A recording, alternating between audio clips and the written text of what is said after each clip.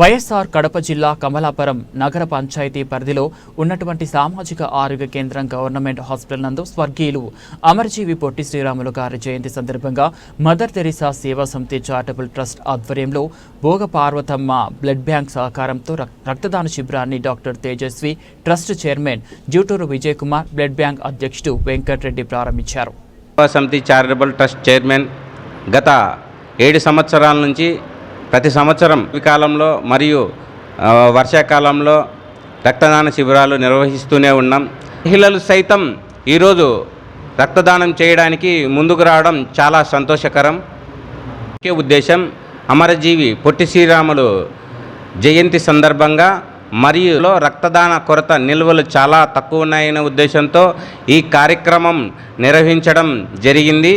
అలాగే గత సంవత్సరం రక్త వారోత్సవాలని ఒక కార్యక్రమాన్ని నిర్వహించాము. జిల్లా మొత్తం దాదాపు 270 యూనిట్ల వరకు రక్తం స్వచ్ఛందంగా అందించాము.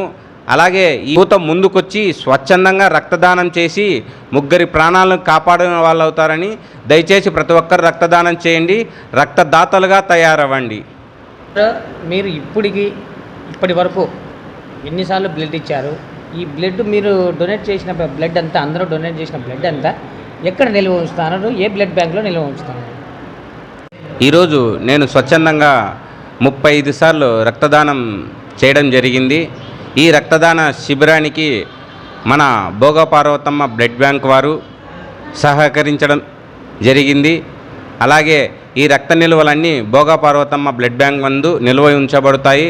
అలాగే రక్తదానం అవసరమున్నప్పుడు స్వచ్ఛందంగా రక్తదాతలను అక్కడికి పంపించి వారికి అందించడం జరుగుతుంది. అలాగే రోగిగ్రస్తులకు స్వచ్ఛందంగా మేము రక్తదానం చేస్తాము.